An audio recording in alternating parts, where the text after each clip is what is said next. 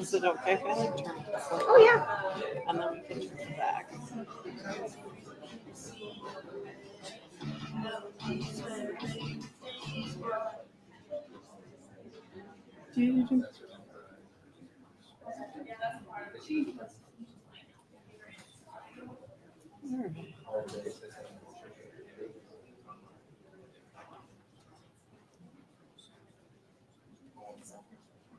But I'm gonna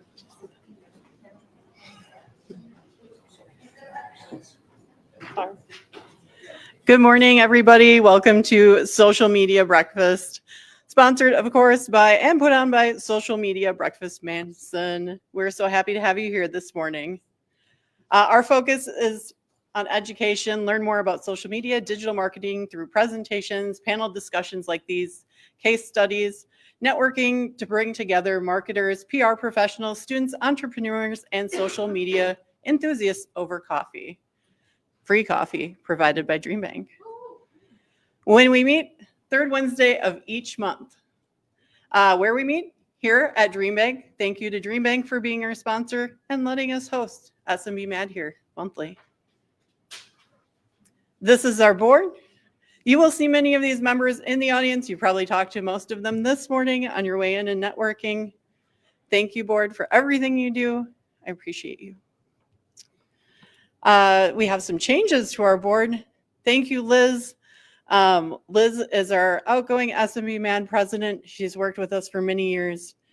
She's very charming. She's amazing. She's a warm person. If you've ever just been in her presence, you know Liz, you love Liz. She's absolutely phenomenal. Thank you so much, Liz, for everything you've done as your tenure as our board president. We're very happy that you will remain part of our team. And congrats to Amelia. Amelia is very excited and proud to be taking over the role as our new president, and we're enthusiastic to have her. So congratulations to Amelia. She has previously done a lot of our social media and done her best to amplify it and get more engagement on our socials. Next is our vice president. Faith is our past vice president. Faith is the amazing, smiling, radiant, and opulent woman up front here behind this computer. She's a great teacher. She's just a lovely human being. She knows what she's doing in regards to live stream, audio, you name it. She is just the live stream and video queen. And she will be missed, but she will be staying to do our live streams. Thank goodness. And we are making way for our new incoming VP, Meg, who has been with our board for over a year and a half-ish, I think. But Meg is super awesome and very skilled as well, and she will definitely add her flavor to SMBMad. So congratulations to Meg. And thank you everyone who attended our 15th anniversary party in which we celebrated 15 amazing years of Social Media Breakfast Madison and the amazing local influencers and marketing teams who make Madison a place to be. Connect with us, of course, SMBMad on the internet. Who knew? Connect with us, Facebook, Instagram, LinkedIn, you name it, we got it. Please join us there and start the conversation. Thank you, sponsors. DreamBank, of course, is integral to our monthly event. Serendipity Labs, Salvatore's, LiveWell Video, Melissa Carlson, VW Media, Shuttle Strauss, and Talent Insurance and Financial Solutions. Thank you so much to all of our sponsors. DreamBank, Andy is going to come up and talk a little about this amazing venue. Good morning, everyone. Hello, welcome. Thanks so much for being here. I know I share it every month, but I look forward to these Wednesday mornings, in large part because I'm an extroverted extrovert, and I just love talking to people. So, yeah, let's give another round of applause for the leadership, both past, present, and future for Social Media Breakfast Madison. They do a wonderful job.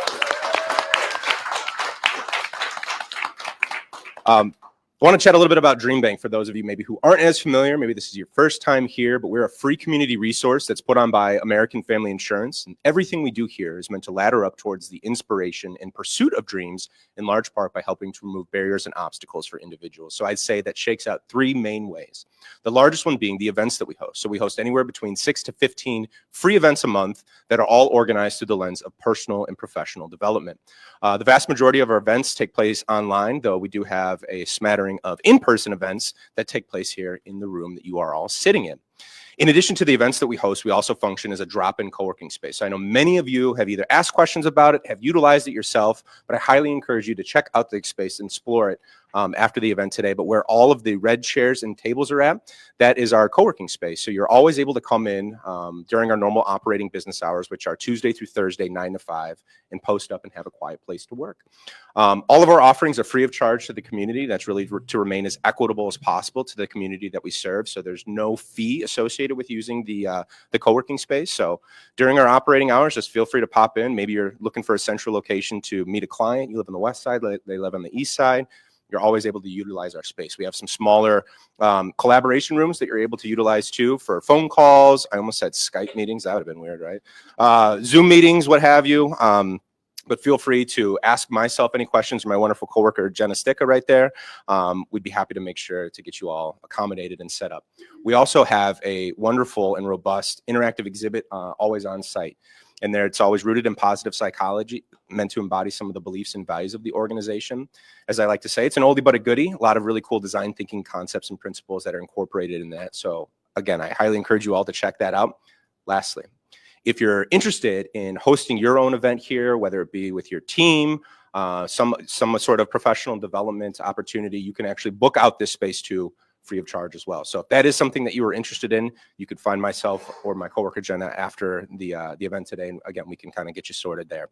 I want to go ahead and highlight our Super Bowl event, if you will, which is our Dream Summit. So I set out some postcards on the chairs here, but this is our annual Dream Summit. This is our 6th year doing it, but it kicks off tomorrow. So it's an extraordinary full day, a virtual experience to where we bring in a lot of wonderful keynote speakers and workshops that are really meant to kind of embody the essence of what Dream Bank does for the community. So again, like I said, it kicks off tomorrow. It's free of charge to register. The content, if you're not able to view it tomorrow, that's okay. The content is available for 30 days online after the fact. So if you were interested, I'd very much appreciate you registering and attending there. And with that, I will go ahead and kick it back to Social Media Breakfast. Thank you, Andy. Let's give a round of applause for Dream Bank Madison.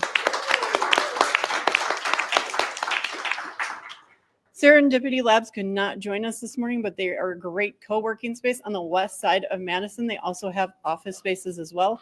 Definitely recommend you check them out, if not only for the view. Salvatore's tomato pies, they put on the wonderful spread this morning, and they're going to come up and talk a little bit about their business as well.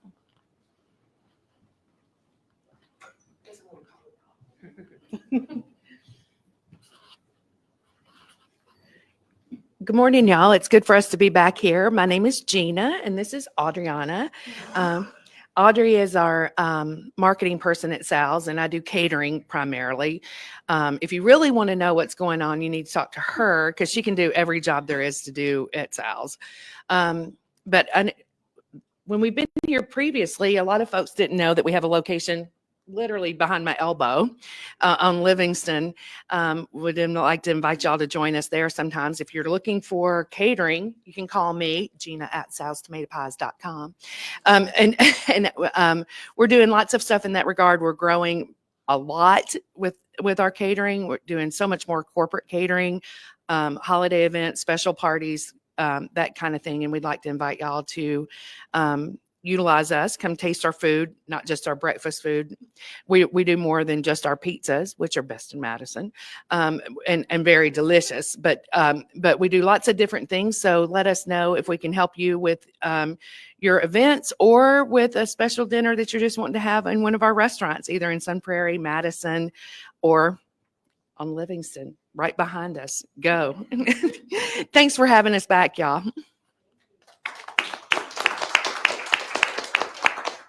Thank you so much for being here and catering SMB Mad. We appreciate you. Please enjoy a coffee on us. Who will be this month's winner? Dun, dun, dun. We will announce this a little bit later. We'll pick it at the end. Scholarship alert. So we are giving away 2 virtual tickets to the amazing social media marketing world. Would you like to go? If you would, make sure to apply for this. The details and online application are at that link there online. And the marketing world will be held March 30th through April 1st. Our application deadline is December 31st.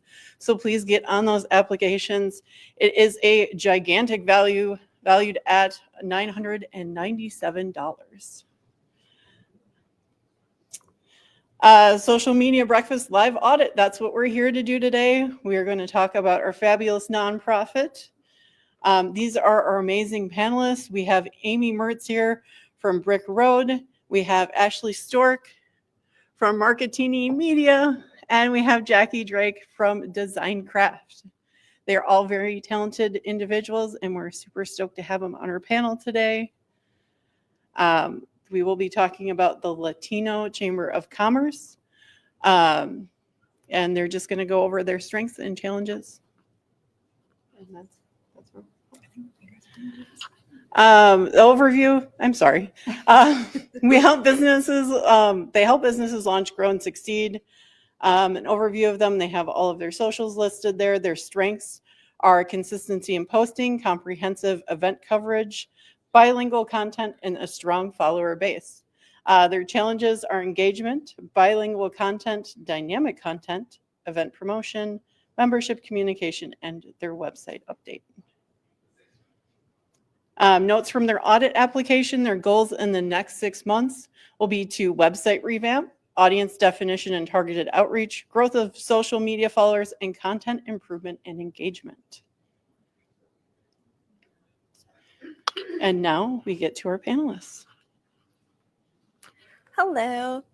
So I was in charge of reviewing their website and also their Instagram, but we're starting with website first. So I would say that the website has great consistent branding, and listing jobs on the website is a great way to get traffic. I would say consider promoting the job search feature a bit more to feature the business members on the website. That would be helpful. I also thought it was very visually appealing with great photos. And another accomplishment was the homepage contained all the key information, and it's sectioned well, so it's very easy to read and follow. For opportunities, one of the things I saw that they wanted to get into more was bilingual opportunities. So I saw that. Oh, use that one too. I know it's going to be tricky. Both like this? Yeah, this one's for the room, this one's for the virtual. Okay, you bet. All right, hello. Is this good? Can you hear me? Yes. Okay. Should I start over, or are we good?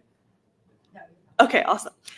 So bilingual opportunities. The website has some content in English and Spanish.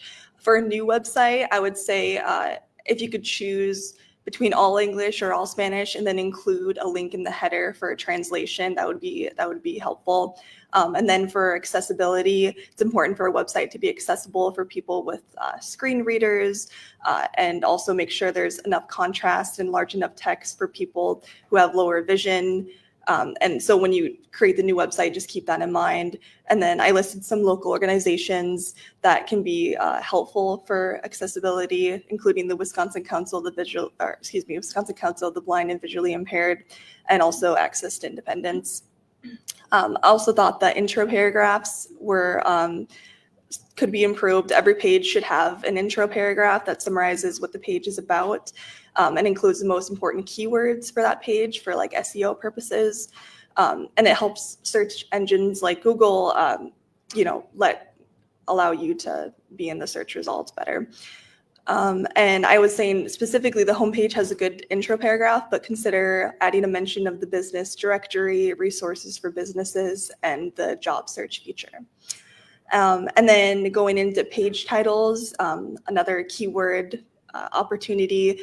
page titles should be written to include the most important information, keywords for that page. So like the home page is titled Latino Chamber of Commerce, helping to grow the Madison business community.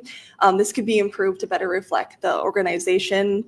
So I'd suggest doing Wisconsin Latino Chamber of Commerce, helping all businesses in Wisconsin grow and succeed. So just hitting all those keynotes would be helpful. And then also some pages have just the name of the page for the page title and then the incomplete name of the organization. So that would be, that's a missed opportunity for more keywords for SEO purposes. And then moving on to meta descriptions, they don't show on pages, but they're important for SEO. So many of the pages on the website don't have a meta description, and the ones that do should be updated.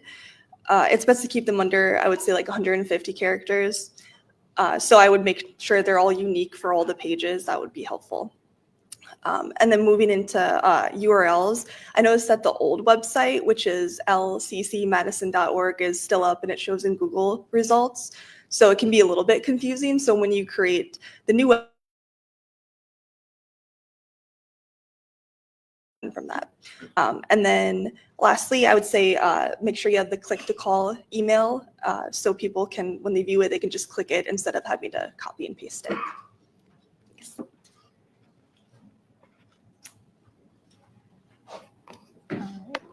Good morning, everybody. So I think that after reviewing the site, I found that the homepage is nice, clean, and simple. It has nice energy and a light, bright background, which is great. I found contact info at the top of every page, which is also excellent. You never know when somebody needs to shoot an email or send a message, so that's really good. Oops. And then I really liked the business directory. I thought that it was easy to use, easy to find, and also the calendar feature for members who are looking to attend an event and see what's coming up. I also liked the use of buttons for finding employment and for finding member businesses. I thought those were used really well. I'm going to talk a lot today. I'm probably going to use this word a lot, but storytelling. It's, I think, the key for pretty much every business success-wise is storytelling. And it's also something that so many businesses and nonprofits have a hard time fitting in because, we're all busy and there's a lot to do. And sometimes, a member business joins and you don't get those details from them. Like almost every member business, I'm sure, especially in your organization, has such a good story to tell. So capturing some of that information when they become a business, member business, or if somebody comes to you looking for employment or an employer comes to you, looking for employees, and there's some sort of success story down the road. It's just awesome to have in place some tools for them to be able to capture that information. And for some of my clients in the past, I've created a button on their website or a page on their website where people can submit a story to tell and upload a photo. So photos are really important with those stories, or video, or any of the above. You do have some really nice testimonials on the website too. So like another way to, like taking some of those testimonials and adding photos to them, moving them up on the page and getting those out there and sharing that story would be a great, great opportunity.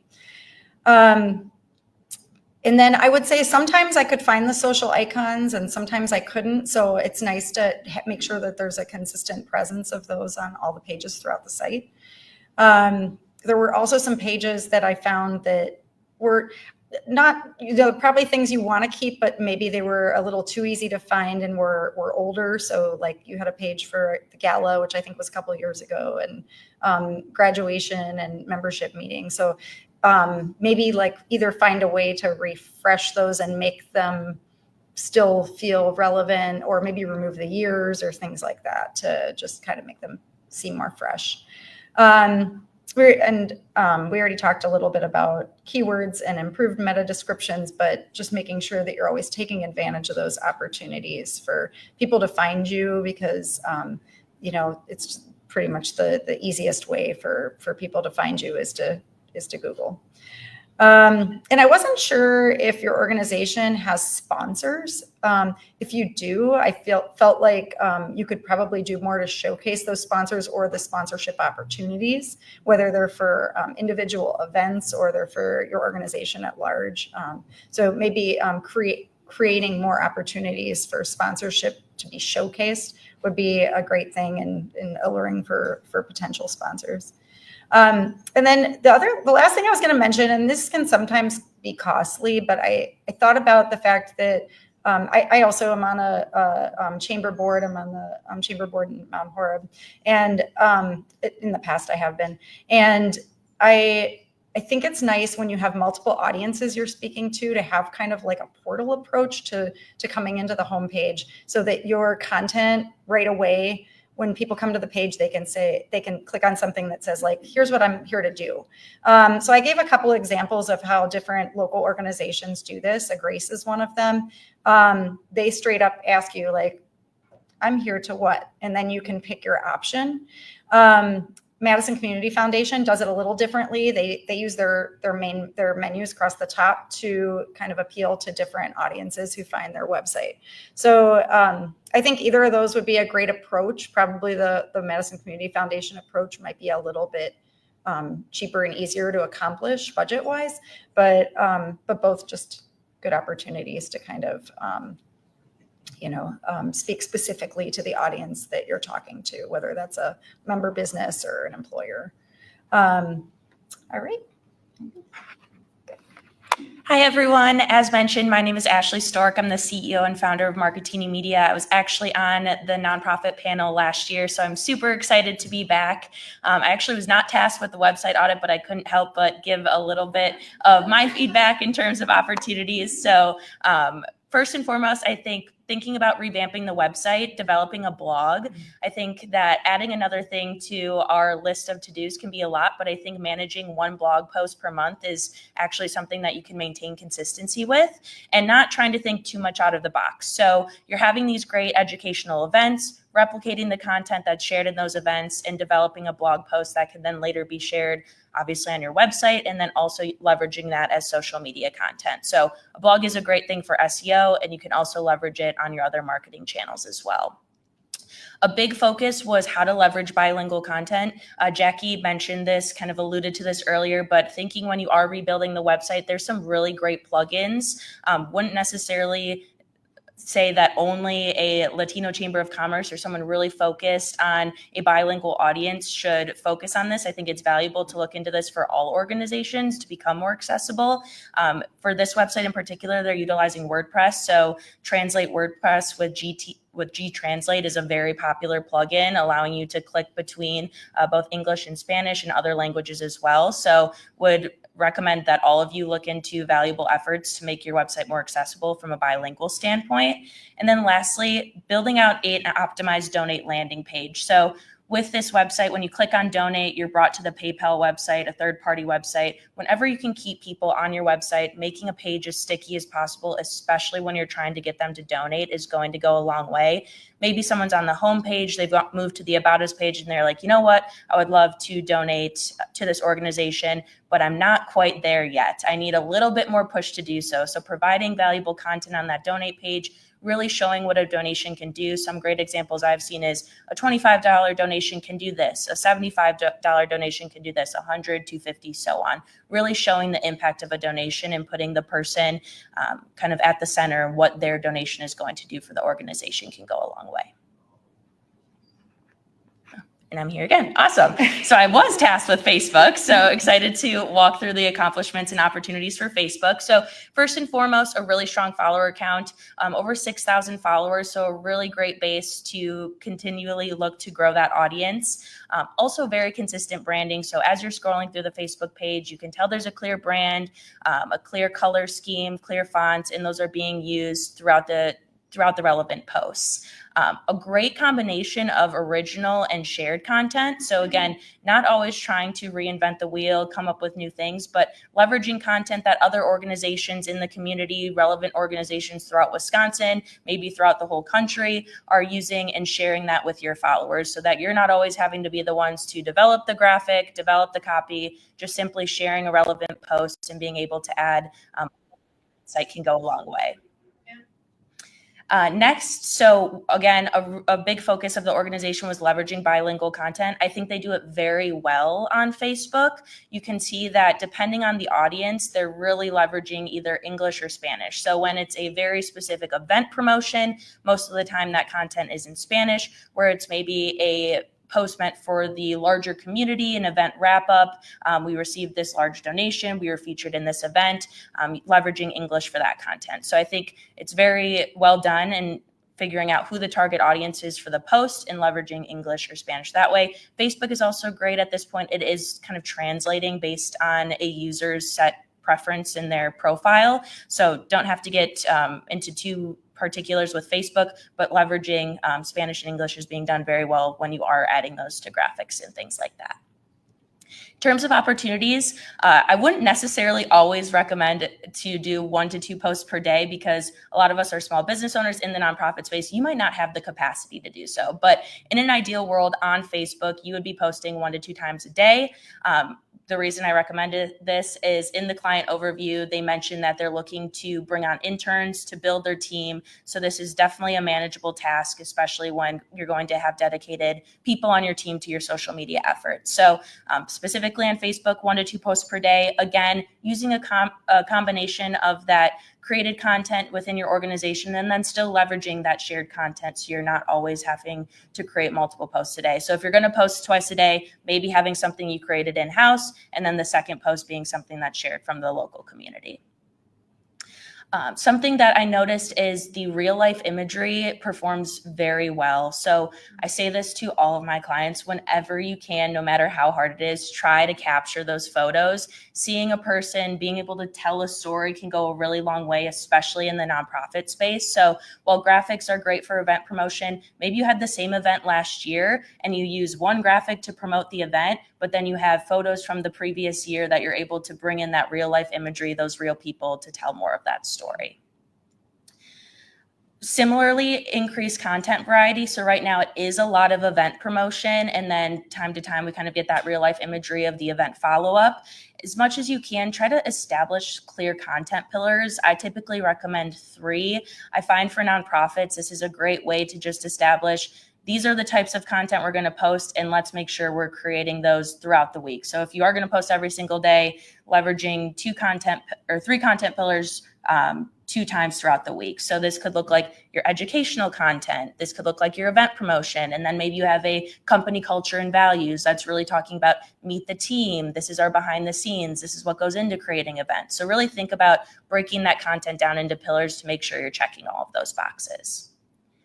And then finally here, expand community management. So as much as you can, engaging with the comments that are on your posts, which I think that's kind of where they're doing it the best. But if someone's sharing your post, just simply responding to that shared post saying, thanks so much for sharing can go a long way and ultimately help you reach a larger audience. And beyond that, engaging with accounts that are relevant to your business or your nonprofit. Beyond just someone engaging with your content, you want to make sure that you're engaging with their content, because they're going to be more likely to engage with you if you're engaging back with them. I think a couple more here. Then lastly, short form video content. As we all know, that's becoming more and more popular. People's attention spans are very short. So whenever you can, leveraging that short form video. As Amy said, storytelling can go a long way, especially in the nonprofit space. So utilizing your chamber staff, your chamber members, again, kind of behind the scenes content. What does a day in the life look like? Could be very valuable content and really help you diversify the type of content you're providing as well. Lastly here, a little different, wouldn't always necessarily recommend this either. However, based on the client discovery, they have an optimistic goal of an additional 2,000 followers. So with this, that's a pretty large lift from an organic standpoint. So we would probably recommend leveraging a page likes campaign. So I've linked it here for more information on how to really implement one of those. But probably as we're in a more pay-to-play model with these social media platforms, if you have these large follower growth goals, thinking of leveraging paid advertising can go a long way.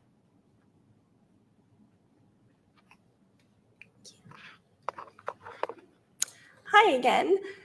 So for Instagram, I have some recommendations, but for accomplishments, I really think you have a nice intro, your good description of, your bio and everything. That's all filled out and good. Profile photo is your logo, which is always a good idea, and have that consistent across all platforms. And then great follower count. I think, especially compared to the number of people that you are following, that's very good. The posts that you're posting are informational. That's, for upcoming events and all that. That's excellent. And also very on brand. It's important to have consistency in branding, and you do a great job with the graphics having similar colors and font and that. So for opportunities, I would suggest avoid putting links in the copy. I see that you have a Linktree account. Just make sure that it's updated and you use it. Links are not able to be clicked on Instagram, so it's just easier and cleaner to put that in your Linktree or in your bio, or you could even put it in your story and then in the post copy say, hey, check out my story. Yeah, so that would be nice. And then to reach bilingual speakers on Instagram, some posts don't include an English translation, so try to make it a habit in the post copy, maybe of translating it for people.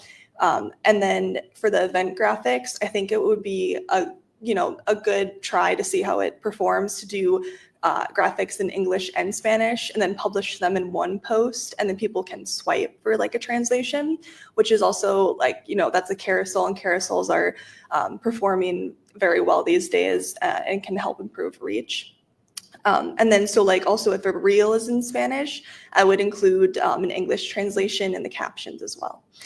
And then I'd also suggest to use hashtags consistently. I do see you use hashtags. Sometimes I would just try to use more specific ones that are not super general. I included some suggestions up on the screen. And then for posting on a regular schedule, I would say there's some occasions when weeks go by without posting, and it's good to have a consistent schedule for the audience. And I would suggest, there's no certain time or how many times to post a day, but I would say try to post 3 times a week, preferably during a weekday, but you can always check with your analytics on Facebook and Meta and see when your audience is most active. And then I have a few more on the next slide. Thank you. So incorporating carousels, I kind of touched on that before. It's multiple photos in one post. They have higher engagement rates versus just single photos. There are Canva templates that are useful. If I'm sure you already utilize Canva, but you can find some that are nice on there, and it helps encourage people to swipe through, which increases engagement on your posts. I'd suggest maybe highlighting a member's business with a carousel. You could add them as a collaborator. And then this kind of leads me into the next thing with collaboration posts, is inviting other businesses, organizations, or people to collaborate on relevant posts. And I think you guys had a focus on energy event, and that would have been a good opportunity to add them as one. But if you're not adding collabs, I definitely make sure that you're tagging the organization or any of those people. So, and then I would say to mix up the content. Totally understand why there's a lot of event graphics. You guys have a lot of stuff going on, so that makes sense. I would add a balance with a mix of reels and photos and carousels, just to kind of mix it up, make it more interesting. You could also have a member record a short selfie video, encouraging people to come out to events, to join the chamber, and and other call to actions. And then more photos, again, I think storytelling, more photos showing the community engagement and the faces. These get a lot more likes. I included an example of you had a group of people posing for the photo, and that one got a decent amount of likes and engagement. I would also follow up event posts with photos and videos of members, like a summary. Here's what happened. I think that would do well for engagement. And then if you wanted to get into paid advertising, you could ensure followers are getting these important messages for events and reach beyond your current followers with some boosting of posts. And then I would also utilize Instagram stories. You can share posts as stories and include links to register for events. Like I mentioned earlier, you can take a poll, answer their questions, ask questions to your followers, share responses, all that is great. And you can also show your support for your members by sharing their posts, your stories to, celebrate their successes, lend a hand, in their time of need, just kind of profile the diversity of membership. And lastly, I would suggest more reels, which everyone is saying that, I know, but and if you're doing reels, always vertical, add captions to them and English translations if they're in Spanish. And also staff can talk about events coming up in these reels, and similar to the one on the right on the screen, that one performed very well. I really like that. I think you should definitely use that as an example to move forward with reels. And also you could ask members of the chamber to record videos, and you could post to highlight their business. So overall, great job. Thank you. Thank you. Okay, so LinkedIn. The first thing I noticed is most of the posts are bilingual, which is great. Keep that up and make sure you're doing that all the time, is whenever you have that opportunity. You're using hashtags, which is really helpful. A lot of the ones you're using are totally relevant to your work, so keep that up. The images and the photos are good quality. Keep that up as well. And there was a really good variety of content. So different kinds of things that the organization is doing. The other thing I was going to mention is your CEO has a very active account, which is amazing. You always want that. You want that personal engagement off your page and on your page. Make sure your page is getting tagged every time he posts, and also follow some of the same organizations he's following. Like if you could expand some of the organizations you're following, that would be huge. And you can work on. I know that it's hard because LinkedIn is not as big of a following as you have in other places. And a lot of people kind of push LinkedIn to the back burner. They're like, oh, I got to build out that LinkedIn page, and it is really growing. I mean, the number of people using LinkedIn is growing every day, and I think it's a really amazing opportunity to kind of unify your messaging and unify your social media. Again, I'm going to talk about storytelling. It's the same thing across all platforms, website, everything you do. Announcing your renewing members. A lot of organizations I see, similar to you, do like a weekly member profile, or they do member spotlights. Those would be great things to do to showcase some of those stories. Also, the posting more consistently over the long term. I think we all get into these patterns where we go to a workshop or something, and then we post a ton for a few months, and then we get busy, and then we don't post. So it's okay to schedule things out, and just maybe using I think you guys use a scheduling tool, but just also maybe just thinking about us having more of a strategy for how do I even these posts out over a longer period of time versus posting in the bursts pattern that a lot of organizations fall into. And then, like I mentioned, following nonprofits relevant to your efforts, and businesses and community partners. When you do workshops and events, if you have partners that are doing those with you, tagging them and making sure that you're following them is a great way to engage with their content and them to engage with your content. Let's see. And then interacting with followers' content, I think Ashley mentioned this, and Jackie mentioned this. It's really important that you are not just putting information out there, but you are engaging with other people's content. It encourages them to engage with your content.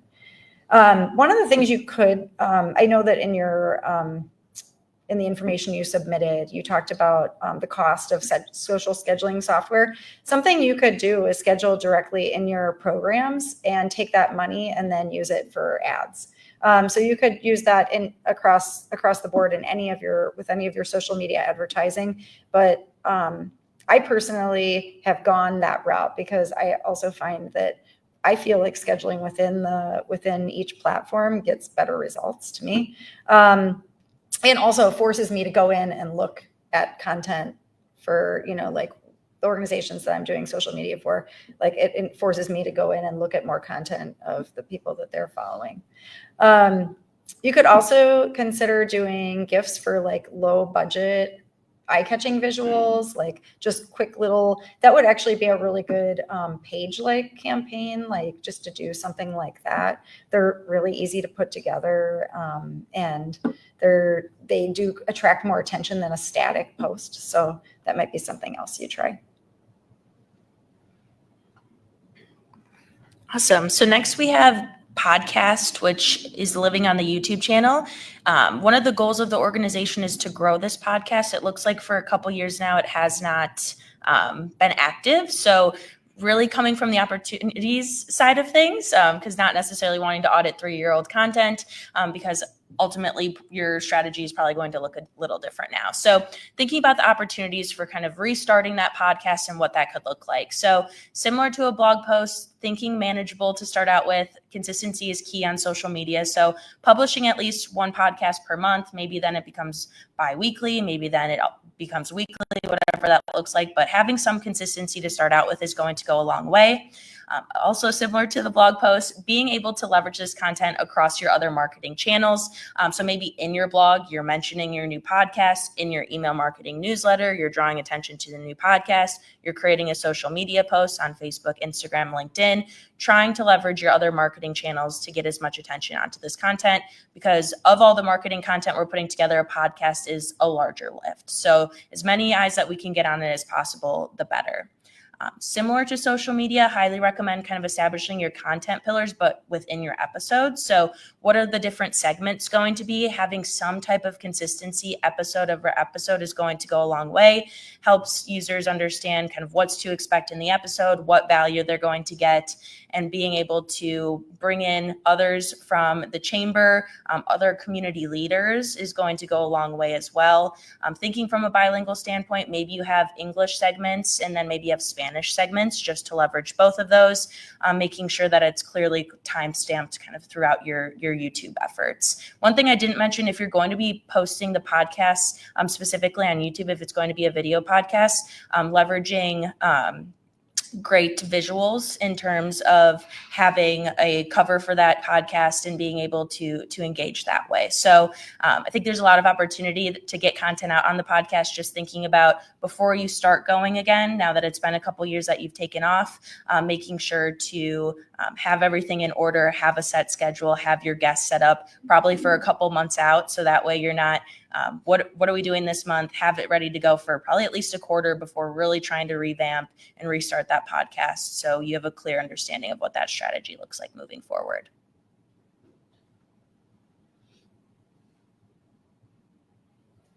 And then this is just me with some miscellaneous feedback that was very specific, again, to the client discovery document.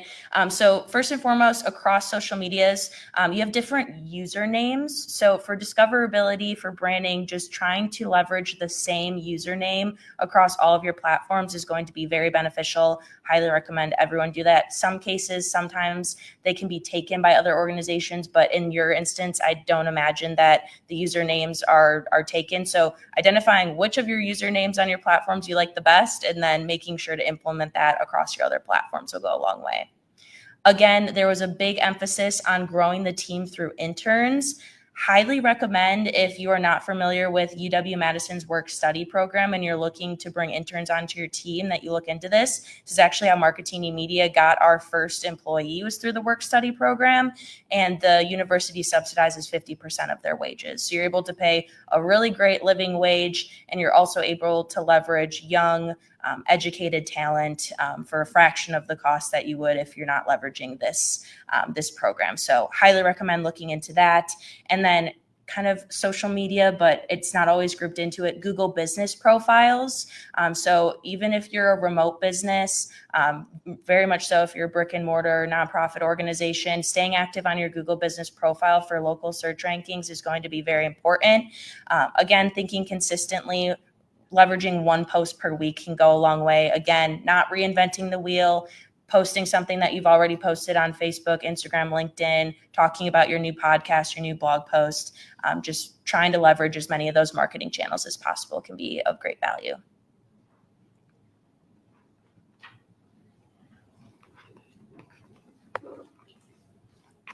Do we have any questions? Anybody? No? Yes. Hi, my name is Roberto Munoz, and I have a question about blog posts. Ashley, you mentioned that they are very good for your website.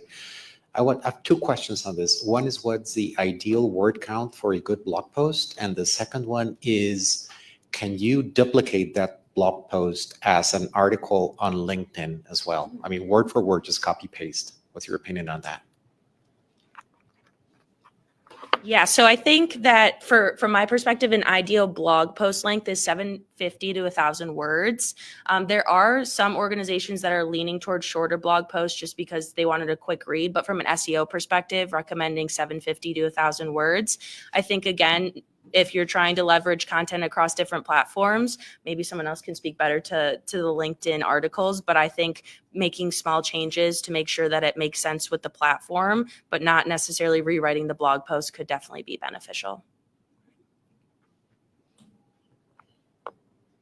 Anyone else? Questions?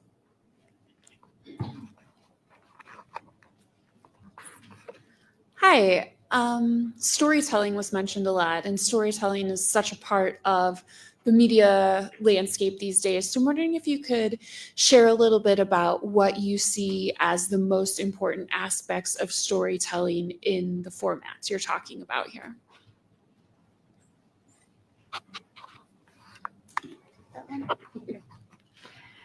I would say humans. Number one, people just want to relate to each other. They want to hear stories about the people who are working behind an organization. They want to know their hobbies. They want to know, they just want to know anything about the people that are doing the work, and then also the people that are part of the organization. I'm sure you have amazing stories of people coming from other countries, establishing businesses here, other companies that are here working with the chamber to gain employees. There's just so many opportunities. I can just think of tons. But I think for any organization, you want to bring it all back to your brand and your messaging, and whatever those messages are, you want those stories to emulate that. I'm not sure if you're asking specifically for them or for, in general, but. That's perfect.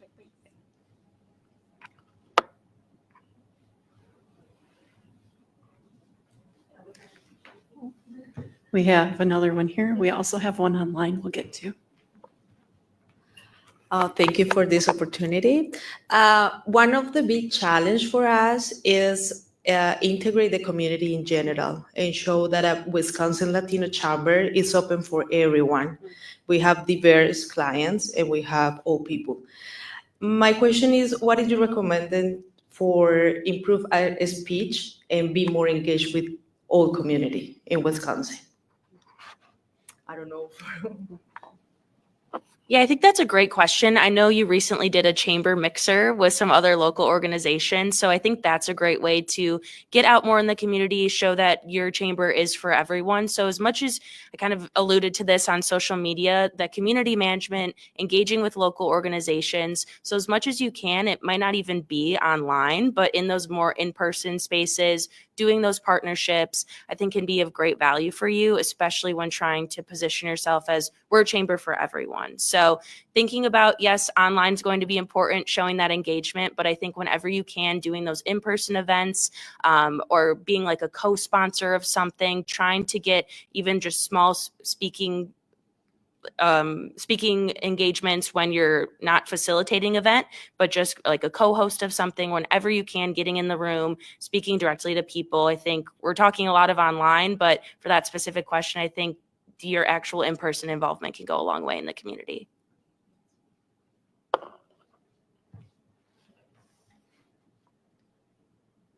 Online, we were asked thoughts on Blue Sky.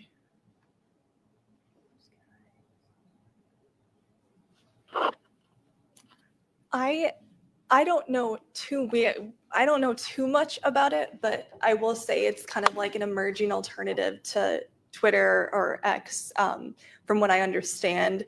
I think that it might be a good idea to claim a username on Blue Sky just in case, just to have that kind of similar to Threads, just to kind of wait and watch and see what happens with the trends and if more people start using it, just so you have that there.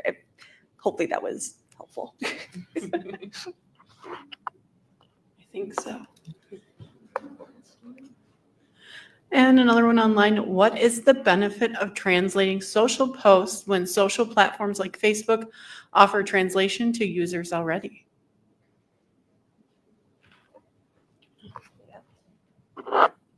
I think that's a good point. I will say that some translation services aren't completely accurate. So I think that you could utilize your specialties and, bilingual English and Spanish by including that. And also, like I said, for engagement, it would be nice to have graphics with English and Spanish, and then you can swipe it and have that extra interactions on the actual posts. So.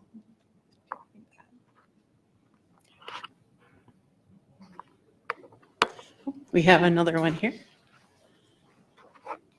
I have a question. So when it comes to posting links on Instagram, for example, registrations for events or things like that, other than stories, is there a different way to add that link so that people can register for the event? Yes. Do I trigger that too? Okay. I've just been giving it to you because you have a soft voice. Oh, sorry. Thank you. Okay. So yes, that's a great question. Besides for your Linktree account, also Instagram recently added the opportunity to add up to 5 links in your bio. So what you can do is add, event links up to 5, including a link to your website. That would be a good idea also. And then in the copy bio, just be like, check out our link in our bio, and then people will know to go there.